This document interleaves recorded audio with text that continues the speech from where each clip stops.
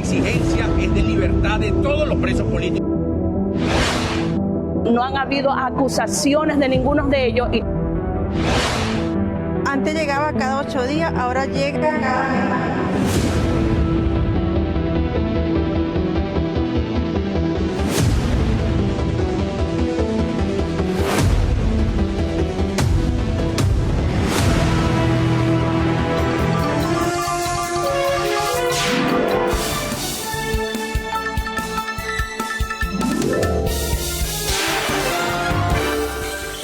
La promoción de inversiones petroleras en Estados Unidos se consolida como una de las principales estrategias del gobierno nacional para impulsar el crecimiento de las exportaciones de crudo.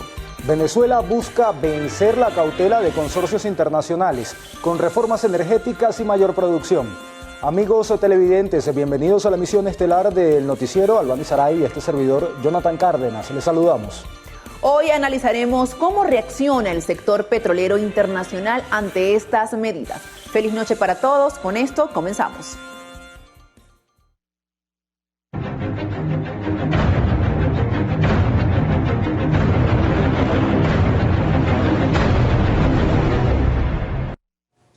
La ministra de Hidrocarburos, Paula Henao, promovió en Estados Unidos un abanico de oportunidades de inversión en Venezuela que incluye la explotación de crudo pesado y liviano, así como proyectos de exploración de gas natural. Durante un evento celebrado en Houston, Henao insistió en que las reformas de la legislación energética venezolana establecen un marco normativo mucho más claro y permitirán acelerar las inversiones en más de 916 oportunidades de exploración que, según aseguró, su gobierno ha identificado en todo el país. Por su parte, el vicepresidente de PDVSA, Giovanni Martínez, reconoció que el país debe aumentar la capacidad y la confiabilidad de la infraestructura petrolera y señaló que ese objetivo solo será posible mediante la inversión. Durante el simposio informó que las exportaciones de crudo registraron un incremento del 19.7% en lo que va de año y que la producción petrolera nacional prevé alcanzar los 1.245 millones de barriles diarios para finales del presente mes. Remarcó el incremento del 12.9% en la producción interna de combustible y una mayor distribución en el mercado nacional. Asimismo, planteó la necesidad de modernizar la infraestructura nacional, producir diluyente en territorio venezolano para procesar los crudos más pesados y atender un déficit de gas natural, estimado en 500 millones de pies cúbicos diarios. Mientras tanto, el subsecretario de Energía de Estados Unidos, Kyle Husband, resaltó el intercambio energético bilateral. Precisó que en los últimos meses más de 500,000 barriles diarios salen de Venezuela a las refinerías norteamericanas.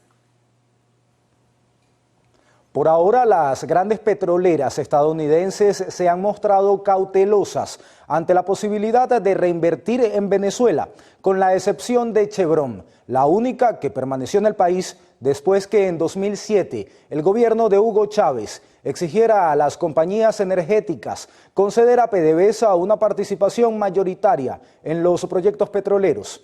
Tal es el caso de la ExxonMobil y ConocoPhillips, que enviaron a principios de año equipos de profesionales para evaluar las oportunidades en el país, pero desde entonces no se han concretado acuerdos con el gobierno venezolano.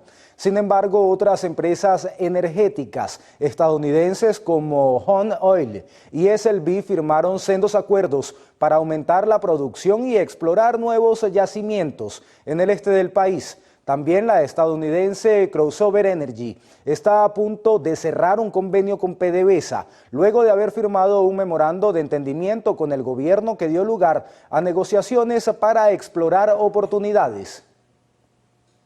A esta apertura de ciertas empresas se suma el impulso estratégico que Chevron quiere dar a la industria nacional. La compañía tiene como objetivo aumentar un 50% su producción para finales de 2028, lo que significaría una cuota de 420,000 barriles diarios. En los últimos años, la petrolera aumentó su producción a 525 5%, pasando de 40.000 barriles diarios a 250.000. Además, cuenta con acciones en empresas mixtas como Petroindependencia, Petropiar y Petroindependiente, que han alcanzado en los últimos 6 meses un ritmo de crecimiento de 12% interanual, de forma que la petrolera podría alcanzar pronto los 280.000 barriles por día. Bueno, recordemos que la producción venezolana de crudo alcanzó en julio un promedio de 1.2 millones de barriles diarios, un aumento del 1.09% respecto a junio. Si la reactivación de acuerdo de exploración y explotación de hidrocarburos entre PDVSA y socios internacionales sigue aumentando, los beneficios deberían reflejarse en la ciudadanía. Si hay mayor recaudación, debería mejorar el sistema de salud, educación e infraestructura social. Incrementará la contratación directa de mano de obra especializada e indirecta a través de servicios técnicos y de construcción en la industria, y aumentarían las reservas internacionales, lo que favorecerá la estabilidad cambiaria y frenará la presión inflacionaria.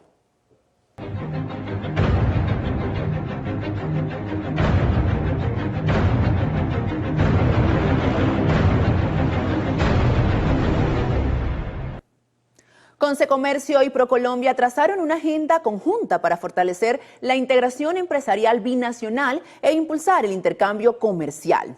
El presidente de Consecomercio, José Gregorio Rodríguez, y el director de Procolombia, Carlos Lunas, contemplaron la consolidación del tejido comercial en La Guaira a través de alianzas con el INSES.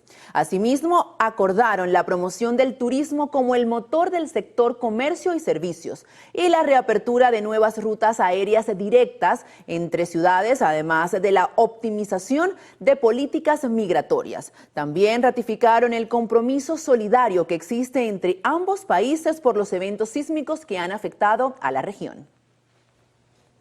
Durante el segundo trimestre de 2026, las importaciones de repuestos automotrices subieron 18.3%, el equivalente a casi 14 millones de dólares, según datos de las Naciones Unidas.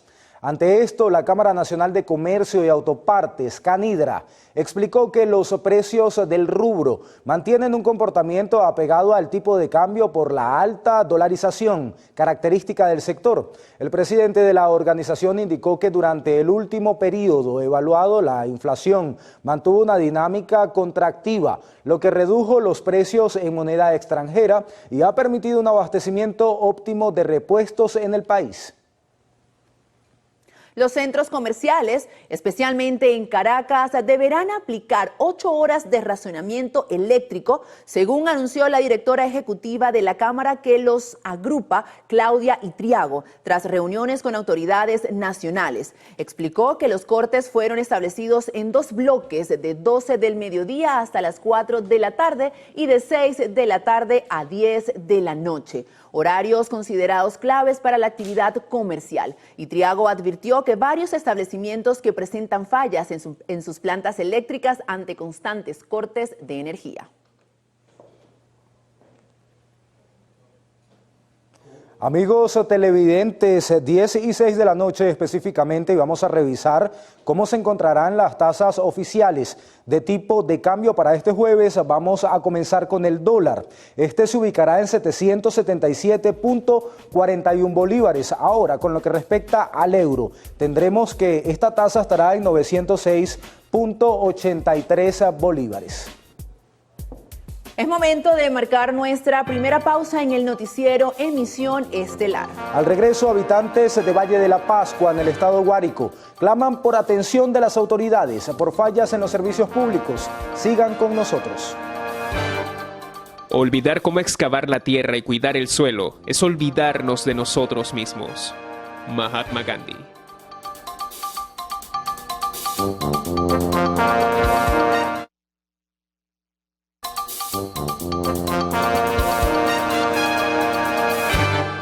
En Táchira, los comandos especiales policiales fueron reforzados con personal estratégico para blindar los municipios limítrofes con Colombia y así neutralizar los continuos ataques terroristas que han azotado desde hace meses a la ciudadanía del país vecino. Nuestra corresponsal Fabiola Niños nos amplía los detalles. Así es, frente a las constantes amenazas y las acciones terroristas que se han suscitado del lado colombiano, las autoridades venezolanas activaron un plan de contención de alto impacto en la zona limítrofe. La estrategia busca neutralizar cualquier intento de incursión y elevar al máximo la capacidad de respuesta de los cuerpos de seguridad. Un apresto operacional importante para reforzar la frontera. Eso es importante, es buena noticia para el Estado, porque como ustedes recordarán, estamos en un estado de frontera y necesariamente por las actividades que se avecinan en nuestro hermano país y bueno, nosotros nos preparamos para cualquier acontecimiento. Según lo informado por el jefe de Seguridad Ciudadana, el reforzamiento es de efectivos entrenados en comandos especiales, así como un renovado parque automotor necesario para momentos de reacción inmediata. Requeríamos un poco más de apoyo en cuanto a las unidades radiopatrulleras, un poco de motos de alta cilindrada, bueno, unidades tipo camión. Y eso pues nos permite a nosotros la movilidad de poder trasladar a nuestros funcionarios. Según el alto representante policial de la entidad, con este despliegue se blindarán los 5 municipios fronterizos del Táchira. La presencia de miles de funcionarios militares y policiales mantendrán la vigilancia permanente en trochas y pasos formales para proteger a la población venezolana de la violencia generada en el país vecino. Con esta información regresamos con ustedes, Albani, Jonathan. En el estado Bolívar, familiares de 3 trabajadores de la estatal Minerven y un efectivo de la Guardia Nacional denunciaron que sus seres queridos llevan más de un año privados de libertad, presuntamente bajo una falsa acusación. Exigen a las autoridades competentes que hagan justicia. Andrea Calma, desde el municipio El Callao, nos trae el reporte. Adelante. Gracias, buenas noches. Hoy en la mañana estuvimos en el municipio El Callao y conversamos con Anabel Hernández y Yajaira Custodio, familiares de 2 de los detenidos acusados de presuntamente sustraer explosivos de Minerven. Tanto Anabel como Yajaira indicaron que ya han pasado 7 presentaciones sin que hasta ahora el Ministerio Público haya podido comprobar la culpabilidad de sus parientes. De hecho, el mismo Ministerio Público hizo la investigación y la misma empresa declaró de que ellos nunca habían hecho dicha denuncia. A todas estas hemos llevado 1 año y 2 meses donde cada uno de los testigos que han sido llamados se han presentado y han declarado, no han habido acusaciones de ninguno de ellos y todavía seguimos esperando lo que es un acto conclusivo, donde ya el ministerio sabe que la empresa no hizo ningún tipo de denuncia. O sea, ¿quién los acusó o con qué alegatos ellos todavía mantienen a 4 padres de familia privados de libertad? Nos dijeron que lo agarraron fuera de la casa, que le dieron la voz de alto y empezaron una persecución. Y supuestamente ellos y que le agarraron 115 explosivos de un bolsillo y 106 del otro bolsillo, cuando eso es embuste. Y nosotros tenemos testigos de que a mi hijo lo agarraron de mi casa y no le consiguieron nada. Bien, para este lunes 24 está pautada una nueva audiencia en donde se espera que rinda declaraciones un testigo clave en este caso. Esta sería la persona encargada de llevar el inventario de los explosivos que están bajo el resguardo del estatal Minerven. Es la información que manejamos por ahora y con ella retornamos a Caracas. Precisamente con respecto a este tema, representantes de la ONG Alianza por la Libertad de los Presos Políticos exigieron la liberación de todos los presos políticos en el país, especialmente de 119 detenidos que presentan problemas de salud, 27 de ellos de gravedad. Esto lo hicieron durante la instalación de una mesa de diálogo con la Defensoría del Pueblo. Además de discutir los casos, planteamos una política general, porque si bien hoy estamos exigiendo la libertad en esta reunión de los que estrictamente tienen patología, la exigencia es de libertad de todos los presos políticos en Venezuela. No puede quedar ni uno. Y no solo que salgan con medidas cautelares sustitutivas a la privativa, sino que salgan en libertad plena, los que ya han salido y los que van a seguir saliendo. Los integrantes de la organización destacaron que también pidieron otorgar el sobreseimiento por los tribunales y un indulto general para todos los presos por causas políticas. Familiares de presos políticos acudieron a las adyacencias del Palacio de Justicia para denunciar que continúan las detenciones arbitrarias en Venezuela. Así lo confirmaron representantes de la coalición sindical, quienes destacaron el caso de Alexander Rodríguez, quien fue detenido el pasado 10 de abril luego de haber participado en manifestaciones y que ahora enfrenta diversos cargos, entre ellos terrorismo. 15. Siguen acosando a las personas y ahí tienen a Alexander, estudiante de la Central Bolivariana. Un poco de cargo inventado del 10 de abril para acá, del 2026. O sea, eso fue ahorita que le inventaron ese poco de cargo a ese muchacho.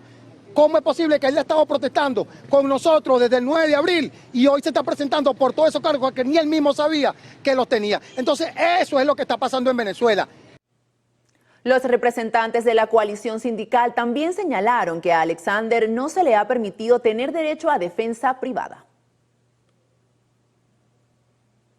Muchos de los que estamos aquí en la cola para que un tribunal primero nos imponga el abogado, porque nosotros le pusimos abogado a Alexander, pero ellos no se lo permitieron.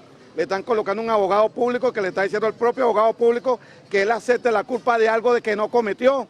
En ese sentido, continúan exigiendo la liberación de todos los presos políticos que aún permanecen en los distintos centros penitenciarios del país. 105 excarcelaciones fueron contabilizadas este miércoles por parte de la Plataforma Unitaria Democrática, contradiciendo la cifra del Gobierno Nacional que da cuenta de 131 personas excarceladas el pasado viernes. A través de sus redes sociales, la coalición opositora también exigió ejecutar liberaciones masivas de forma permanente, expedita, pública y transparente. Rechazaron que aún permanecen 455 personas inocentes tras las rejas. Mientras se desarrolla el proceso de diálogo en el país, 14 organizaciones no gubernamentales instaron este miércoles a renovar el Consejo Nacional Electoral antes de diciembre, teniendo en cuenta que este tema es una de las mayores expectativas que tienen los ciudadanos. Mediante un comunicado, las ONGs señalaron que la legislación actual permite cambiar los miembros del ente electoral junto a un nuevo Tribunal Supremo de Justicia en un lapso de 2 meses, por lo que no ven justificación que la acción se dilate hasta el último mes del año. Resaltaron además que la mesa de negociación debe producir resultados concretos, tempranos y creíbles, a fin de no profundizar la percepción de la incertidumbre en la población y recuperar la credibilidad y confianza en las instituciones. Y mientras la mayoría de la ciudadanía demanda una transformación profunda y un liderazgo que responda a sus aspiraciones, un reducido grupo de micropartidos de la oposición tradicional continúa monopolizando la toma de decisiones y la representación del país. A raíz de las elecciones parlamentarias de 2015, la comunidad internacional otorgó legitimidad a la Junta Directiva de esa Asamblea Nacional. Hoy en día, para quienes administran el Estado venezolano, resulta estratégico interactuar con una dirigencia atomizada y de poca representatividad, pero que mantiene acceso directo a la diplomacia extranjera. Estas cúpulas tradicionales, convertidas ahora en micropartidos, operan bajo estructuras jerárquicas, sin elecciones primarias ni rendición de cuentas a sus bases. Al no medirse democráticamente, estos actores se perpetúan como los únicos convocados en las negociaciones y, en consecuencia, su permanencia en la toma de decisiones no obedece al respaldo de la calle, sino a su titularidad formal ante el gobierno encargado y los organismos internacionales. Bañarse con un poquito de agua. Pero hasta la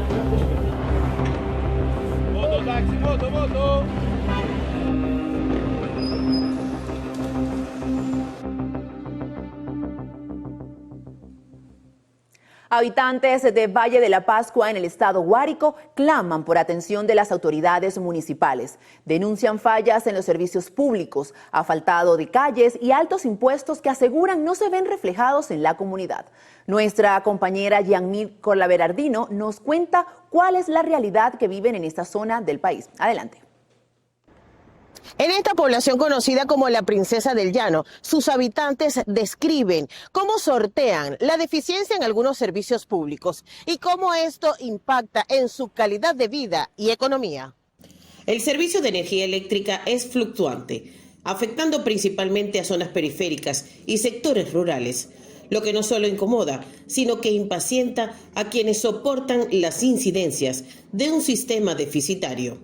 Señalan que los racionamientos se extienden por más de 5 horas. Cuando se nos va la luz, prácticamente nos paramos, tenemos que dejar cerrar todas las neveras, las cavas, hasta que llegue. Pues. Bajan las ventas porque dejamos de vender, pues, ¿entiendes? Con miedo de no abrir para que no se nos vaya el producto. Por lo menos en el caso de nosotros, dejamos de cortar jamón, picar carne, moler, nos afecta. Va la luz 2 veces al día, en el comercio nos afecta y en la casa mucho más porque se nos daña la carne, se nos dañan las cosas, hasta 7 horas sin luz en la noche. ¿Cuántos años tienen ustedes padeciendo el tema del suministro de agua en Valle de la Paz? Duramos 8 años sin agua. Ahorita nos está llegando un poco más porque se hizo una conexión para que nos pudiera llegar el agua. Los comerciantes también asumen el costo de adquirir generadores eléctricos, el pago de combustible y mantenimiento de los mismos, sin elevar los costos al público. También cumplen con el pago de impuestos, a pesar que la realidad merma sus ingresos. Para lo que se paga no se ven las mejoras a simple vista. Las calles tienen huecos, no hay alumbrado eléctrico. El impuesto municipal, el impuesto bruto, nos están dando pagar, fraccionarlo, pero sí es alto. Sí tenemos un avance considerable con el tema del aseo. El casco central pasa todos los días, 2 veces. Los demás servicios sí pésimos. El suministro de agua dependiente de Hidroben, anteriormente de Hidropaes, es otro dolor de cabeza para los vallepascuenses. La intermitencia en el servicio pone en jaque el día a día de quienes habitan en los sectores populares. Anoche nos acostamos a las 3 de la mañana esperando a ver si llegaba agua. ¿Cada cuánto llega el agua? Bueno, antes llegaba cada 8 días, ahora llega cada mes ahora, porque ahora no llega el agua por aquí, en el sector Romulo Gallego. La falta de mantenimiento en cloacas y sistemas de drenajes es otro de los problemas que afecta a los habitantes del municipio Infante. Aquí en Valle de la Paz no hay una calle buena. Esa cabrera está horrible también, eso está feo. Cuando llueve durísimo, eso se navega para acá. Las extensas vías agrícolas también tienen tramos irregulares, sobre todo vía Espino y Parmana. Sin embargo, en algunos sectores se ha aplicado material para replantear kilómetros. En cuanto a la vialidad urbana, decenas de calles muestran deterioro en la capa de rodamiento, algunos de vieja data y otros producto de la instalación de tuberías para aguas residuales. No provoca ni salir a la calle por esos huecos tan feos que están en la calle de la carretera. No provoca ni salir. Y cada vez que se va dañando, así va quedando. Nunca repara, nunca hace nada, casi echa de tierra nada más. ¿Qué sectores han rehabilitado o reparado y cuáles están todavía deteriorados? Por lo menos el sector La Púa ya lo recuperamos bastante, por ahí no se podía transitar. Ahorita, bueno, que creo que viene un operativo que van a faltar varias comunidades. En materia social está activo el plan de servicio médico integral a mujeres y niños, jornadas de atención integral, planes quirúrgicos de cataratas e implantación de marcapasos. Ginecología, obstetricia, tiene odontología, rayos X, tiene una gran variedad y además están entregando lentes, están entregando medicamentos. Y entonces eso es beneficioso para nuestro pueblo, sobre todo en salud gratuita. Otra de las solicitudes que hacen los habitantes de Valle de la Pascua es la mayor presencia policial, tomando en cuenta que el Estado Guárico ha sido víctima de la acción de organizaciones criminales en el pasado que han causado la muerte a productores, violentando también sus propiedades. Quienes invierten en el campo esperan mayor inversión en la vialidad agrícola para poder accesar fácilmente a sus unidades de producción y facilitar el saque de cereales hasta la agroindustria. Mientras que en las comunidades los vecinos esperan un plan de inversión de asfaltado para mejorar la vialidad en sus zonas de residencia. Desde el estado Guárico, Yanmirko Berardino, Televen. Bañarse con un poquito de agua. Moto, taxi, moto.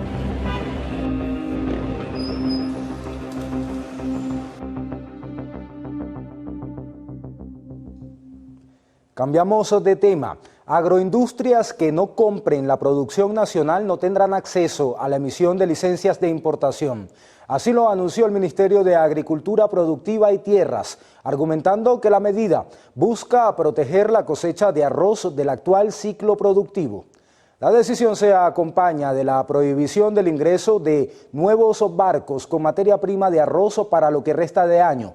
Ambas acciones fueron acordadas en mesas de trabajo sostenidas con productores del rubro. También se propuso que el mecanismo de formación del precio no sea definido por la rigidez administrativa, sino por un mercado que opere en condiciones de igualdad con los productos importados.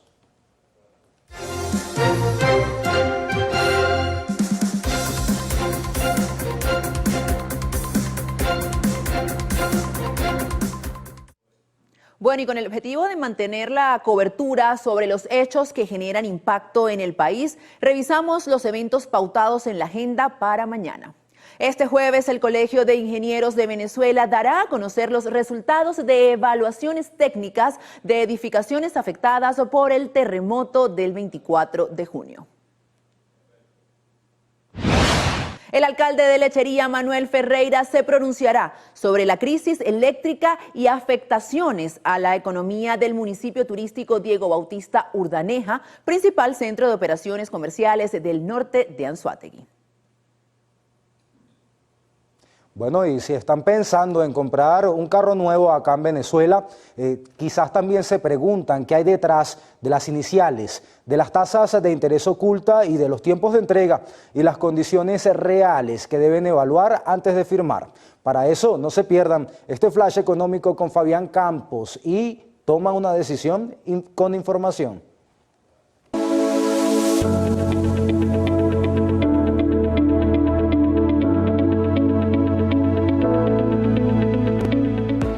Sean bienvenidos a Flash Económico, el espacio donde traducimos los números a tu día a día.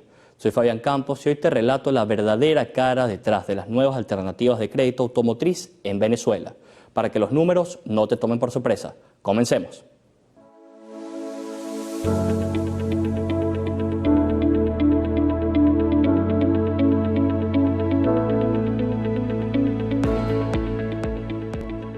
Durante los primeros 5 meses de este 2026, las ventas de vehículos nuevos superaron las 20.000 unidades. Según cifras de la Cámara Automotriz de Venezuela, el financiamiento se hace a través de la banca privada y los planes propios de las casas ensambladoras. Sin embargo, hay que pisar el freno y mirar la realidad. Aunque vemos anuncios prometiendo plazos de 12 a 48 meses, adquirir un vehículo sigue siendo un desafío cuesta arriba para el presupuesto familiar venezolano. ¿Qué está pasando y por qué te importa? Porque el mercado vive una dolarización de facto y el costo de un nuevo carro se hace difícil de alcanzar. A lo que se suman tasas de interés que rondan entre el 16 y el 20%. Es exactamente como cuando planeas remodelar un espacio de la casa o compras un electrodoméstico grande. Ves el precio en exhibición que luce manejable, pero olvidas los costos de instalación, el flete y los recargos imprevistos que descuadran tu presupuesto. Aquí ocurre lo mismo, pero a una escala masiva que compromete tu liquidez seriamente. Sabemos que la necesidad de transporte y movilidad es una realidad, pero ante condiciones tan restrictivas debe ser sumamente prudente. No estamos para caer en simples publicidades. Aquí tienes tu hoja de ruta si estás evaluando seriamente meterte en un crédito automotriz a día de hoy. Aplica la regla de la inicial más 10%. Si el banco o la concesionaria te pide el 40% de inicial, en la vida real debes tener ahorrado al menos un 50% del valor total. Ese 10% adicional es vital para cubrir los altos costos operativos que rara vez salen en las pautas publicitarias. Comisiones fijas, gastos administrativos, pagos de notarías y la póliza de seguro a todo riesgo obligatoria que debes pagar de contado y por adelantado para sacar el vehículo a la calle. Fija tu límite en el 30% de los ingresos. Las cuotas bajo tasa de interés del 16 al 20% son pesadas. Antes de firmar, audita tu flujo de caja. Asegúrate que tus ingresos mensuales fijos estrictamente netos puedan cubrir esa cuota con holgura, comprometiendo como máximo el 30% de tu presupuesto.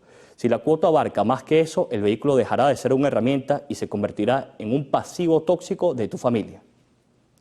Y cuidado con los planes de autofinanciamiento. Algunas firmas ofrecen alternativas donde cancelas cuotas antes de recibir el carro. Mide el riesgo de oportunidad. Nunca descapitalices tu negocio o vendas tus ahorros claves sin tener un contrato sólido y una fecha de entrega garantizada legalmente. Y esto nos lleva a la pregunta del día. Fabián, si el financiamiento me lo aprueba un banco nacional, ¿puedo pagar mis cuotas mensuales en bolívares al tipo de cambio? La respuesta del mercado es clara, directa y algo severa. En la inmensa mayoría de los casos, no. La preferencia actual de los concesionarios y las empresas financiadoras es que tanto la inicial como la cuota mensual se cancelen directamente en moneda dura o mediante cuentas custodias en dólares. Lo que suele cancelarse en moneda nacional son los aranceles, los impuestos o el registro de placas. Tu planificación financiera debe estar estructurada para asumir una deuda exigible en dólares durante 2 o 3 años, evitando que cualquier fluctuación de ingresos golpee tu capacidad de pago. En resumen, las alternativas de crédito automotriz son una realidad de vuelta en el mercado, pero exigen un nivel alto de liquidez previa, capacidad de pago comprobable y extrema prudencia financiera. Y recuerda el tip del día, evalúa cada número antes de comprometer tu patrimonio. El mejor carro no es el que más brilla en el concesionario, sino aquel cuyas cuotas no te quitan el sueño por las noches. Mide tu capacidad real de pago antes de acelerar. Soy Fabián Campos y nos vemos en un nuevo segmento para seguir actualizando tus finanzas aquí en Televen.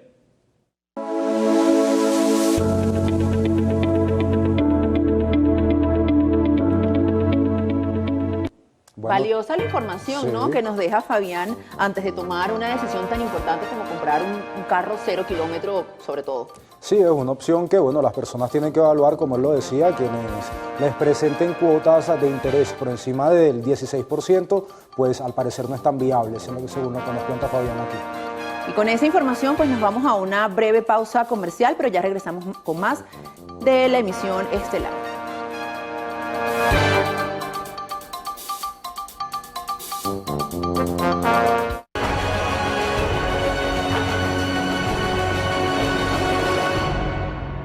La violencia contra quienes brindan asistencia en zonas de crisis alcanzó nuevamente niveles alarmantes. Esta semana, la Oficina de las Naciones Unidas para la Coordinación de Asuntos Humanitarios dio a conocer que al menos 82 trabajadores humanitarios han sido asesinados en lo que va de 2026, mientras otros 97 resultaron heridos y 39 fueron secuestrados en distintas naciones en conflicto.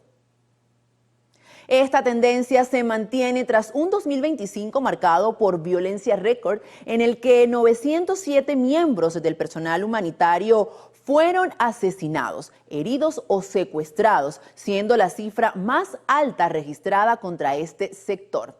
De este número total de afectados, 350 perdieron la vida. Gaza concentró el mayor número de víctimas con 183 muertes, seguida de Sudán, donde fueron asesinados 71.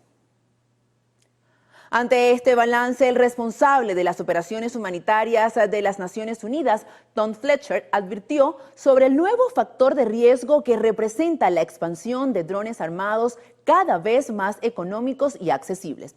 Por ejemplo, en Sudán, estos dispositivos fueron responsables del 80% de las muertes de civiles registradas durante los primeros 4 meses de este año, con ataques contra espacios como mercados y centros de salud. Fletcher pidió a los estados garantizar el respeto del derecho internacional humanitario y establecer responsabilidades frente a las violaciones. Para las Naciones Unidas, la tecnología utilizada en la guerra puede cambiar, pero la obligación de proteger a la población civil y al personal humanitario sigue vigente. En medio de guerras, desplazamientos y emergencias, los trabajadores humanitarios son el vínculo entre las poblaciones afectadas y la ayuda que necesitan para vivir. Su labor permite llevar alimentos, atención médica y protección a estas comunidades. Protegerlos no solo implica resguardar sus vidas, sino también garantizar que las asistencias puedan llegar a quienes no tienen otra alternativa.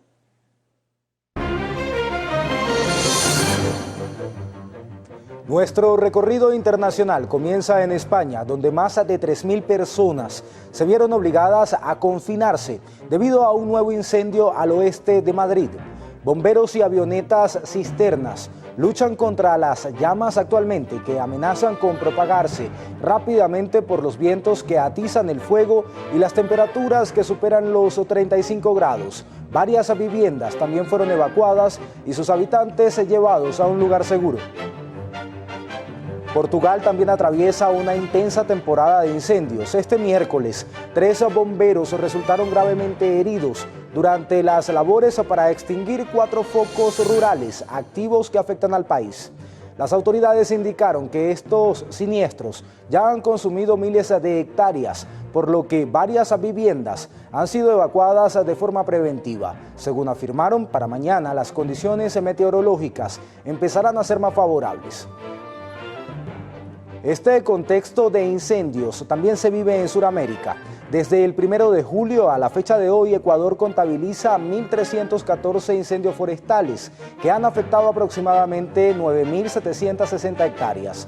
Las provincias con mayor número de focos fueron Pichincha, Imbabura, Azuay y Chimborazo. Hasta la tarde de hoy continuaban activos 2 incendios en el municipio de Montufar, en la provincia andina de Carchi, y otro en Catamayo, en Loja. Debido a la sequía agravada por el fenómeno del Niño, el gobierno de Honduras declaró en alerta casi el 80% de su territorio, afectado por el bajo nivel de los embalses, la pérdida de cosechas y la muerte de animales. Según declaraciones del Ejecutivo, se prevé que la crisis dure hasta abril del próximo año. Las medidas de atención a la emergencia comprenden la perforación de pozos, construcción de reservorios y entrega de alimentos. Perú se prepara para la llegada del Niño, destinando unos 237 millones de dólares en acciones de prevención de desastres. La presidenta Keiko Fujimori adelantó que publicará un decreto para invertir la mitad del dinero en 380 puntos críticos para construir defensas y limpiar cauces. El resto del dinero será utilizado para frenar la sequía y la escasez en consonancia con la sociedad civil y el sector privado, al cual exonerará impuestos a cambio de servicios de mantenimiento. Intensas nevadas en el occidente de Bolivia han afectado a 323 comunidades, siendo Potosí la región más golpeada, lo que provocó la declaratoria de emergencia, el cierre de vías y graves daños al sector ganadero y turístico. Defensa Civil identificó como principales necesidades forraje para el ganado, vitaminas e insumos veterinarios, alimentos de primera necesidad, maquinaria pesada para rehabilitar caminos, frazadas y apoyo para la recuperación de infraestructura productiva. Fuerzas federales de Michoacán, México, detuvieron a 9 presuntos miembros de una organización criminal vinculada al cartel Jalisco Nueva Generación. Entre los detenidos se encuentran familiares de Heraclio N., alias Tío Laco, señalado por las autoridades como jefe regional de esta organización criminal. El operativo provocó la reacción de grupos criminales, quienes bloquearon al menos 24 carreteras y quemaron vehículos en diferentes zonas de la región. El Servicio Nacional de Fronteras de Panamá arrestó a 21 ciudadanos colombianos vinculados presuntamente con actividades de minería ilegal en la selva del Darién. Durante la operación, los agentes localizaron en la cabecera del río Pito campamentos improvisados equipados con dragas y motobombas destinadas a la extracción de oro. De acuerdo con las autoridades panameñas, esta actividad ilícita es controlada directamente por la organización criminal Clan del Golfo, la cual impone cobros de hasta el 20% sobre el metal extraído.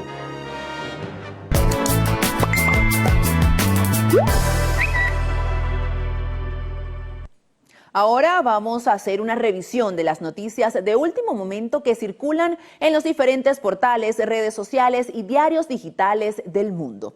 A esta hora, EFE nos informa que la Policía Nacional Civil de Guatemala capturó este miércoles a Julio Valentín Monroy, presunto cabecilla de la estructura criminal Los Taxistas del Viejo, vinculada a asesinatos, tráfico de armas y drogas. Al momento de la detención, las fuerzas de seguridad decomisaron a Monroy una pistola que portaba de forma ilegal, un cargador, 15 municiones de tipo expansivo y 3 teléfonos celulares.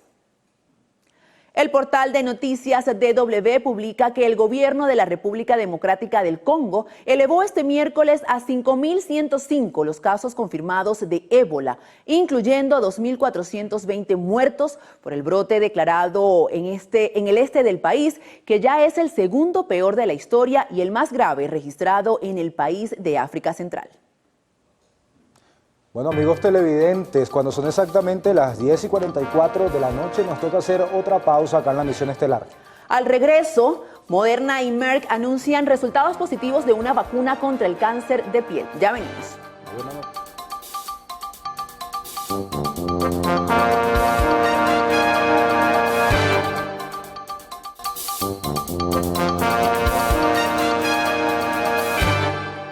La biotecnología Moderna y la farmacéutica MSD presentaron resultados prometedores de una vacuna personalizada contra el melanoma. El ensayo clínico incluyó a 1.137 pacientes que habían sido operados para extirpar este tipo de cáncer de piel. Esta terapia experimental, que utiliza tecnologías de ARN mensajero y el medicamento Keytruda, logró mejoras significativas en la supervivencia libre de recurrencia y redujo el riesgo de metástasis. Pese a que los estudios continúan, las compañías anunciaron que dialogarán con las autoridades regulatorias sobre la representación de solicitudes para el tratamiento. Cámaras inteligentes, nuevo sistema de notificaciones LED y funciones potenciadas con IA. Así son los nuevos smartphones de Google. El gigante de Mountain View lanzó su nueva familia Pixel 11, con renovadas herramientas en su software para mantenerse en el top de estas configuraciones. Su nuevo sistema de inteligencia artificial busca ampliar su presencia en este sector frente a otros líderes del mercado. Junto a esta línea, Google también presentó el Pixel 11 Pro Fold, dispositivo flexible que competirá con otros de Samsung, Huawei y hasta Apple, que se prepara para lanzar su primer plegable. La Sociedad para la Conservación de la Vida Silvestre documentó por primera vez en un siglo la presencia de una nutria de río norteamericana en el río Bronx, marcando un hito en la restauración ecológica del cauce. Este avistamiento, captado por cámaras de monitoreo, subraya la recuperación de un ecosistema que pasó de ser una cloaca a cielo abierto a un refugio natural capaz de albergar fauna autóctona.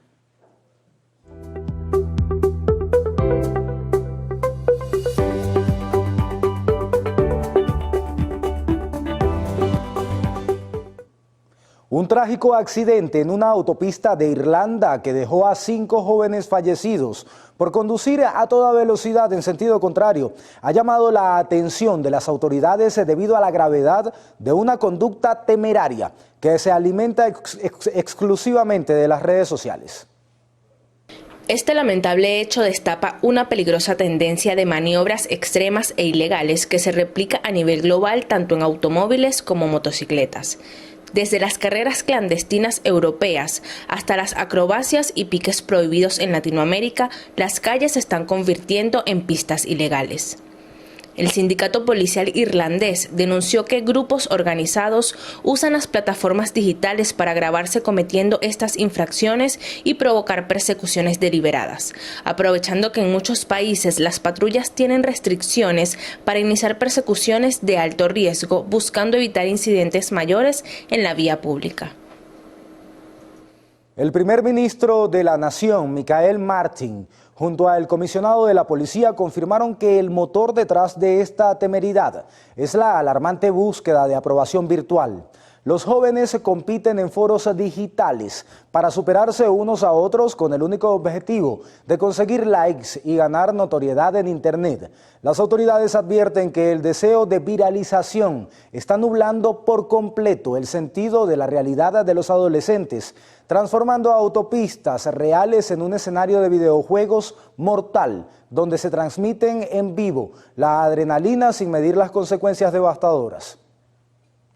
La adrenalina de una pantalla nunca puede estar por encima de la responsabilidad ciudadana. El respeto absoluto a las leyes de tránsito no es un simple trámite legal, sino el pacto social más básico que tenemos para resguardar la vida en las calles. Las redes sociales no pueden seguir transformando las vías públicas en pistas de carreteras virtuales. Frente a estas conductas tan destructivas, la madurez al volante, la conciencia vial y la educación desde el hogar son las únicas defensas reales que nos quedan.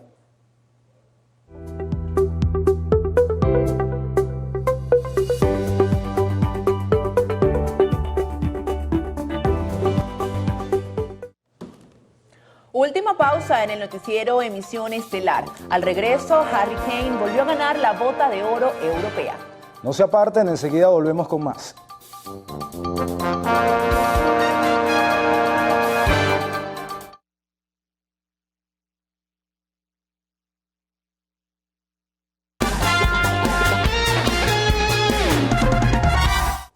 Comenzamos hablando de béisbol y casos polémicos porque el exbeibolista venezolano Osvaldo José Pirela, quien actualmente se desempeña como coordinador de receptores de los Padres de San Diego en las ligas menores, pudiese ser deportado. Esto luego que el Departamento de Seguridad Nacional de Estados Unidos confirmara su detención. Las autoridades norteamericanas indicaron que si bien el larense ingresó legalmente al país en 2014, su permiso venció en febrero de 2018, manteniéndose desde entonces fuera de las normas. Aún así, su familia defendió que el expelotero cuenta con una autorización de trabajo con vigencia hasta 2029. Sin embargo, el ICE resaltó que ese permiso no equivale a un estatus migratorio legal en el país. El delantero venezolano Joseph Martínez dio por finalizada su etapa con la Vinotinto al afirmar que fue despedido de la selección nacional. El atacante criollo dejó un total de 15 goles en 70 partidos internacionales vistiendo la camiseta de la selección nacional. Sobre su nuevo inicio en la Major League Soccer con el Columbus Crew, Martínez expresó que poco a poco va retomando el ritmo. Luego de una temporada de ensueño y obtener los principales galardones en el fútbol alemán, Harry Kane fue condecorado con su segunda Bota de Oro en el Museo del Bayern del Allianz Arena, trofeo que se le da al máximo goleador en el fútbol europeo. Con los 36 goles que recabó, Kane superó al noruego Erling Haaland y al francés Kylian Mbappé. Su puntaje final asciende a 73 goles en todas las competiciones con el Bayern y la selección inglesa entre 2025 y 2026. Esto lo ubica 9 goles por debajo de Messi, el cual sigue siendo la referencia en su temporada con el Barcelona entre 2011 y 2012. El Atlético de Madrid hizo su debut en la Liga Española con una victoria 2-0 frente al Málaga en el Metropolitano con goles de King Lee y Alex Baena. Bueno, y de argentinos vamos a hablar porque el presidente de la Asociación de Fútbol de ese país, Claudio Tapia, denunció en un comunicado lo que consideró una campaña de odio contra su selección durante el Mundial y rechazó que quienes se hicieron eco de acusaciones no hayan ofrecido disculpas.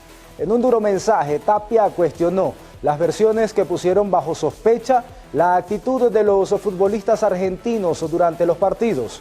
Insistió en que no está bien con dejar que pase el tiempo sobre lo que considera una ofensa grave a la imagen del club. El piloto español Carlos Sainz permanecerá durante varios años con la escudería Williams, pues hoy firmó un contrato de extensión multianual.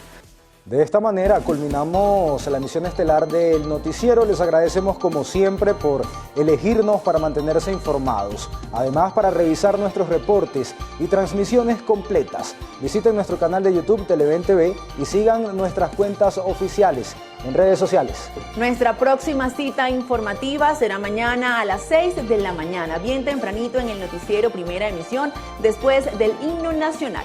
Feliz noche para todos, quédense en la señal de Televen, que está en todo.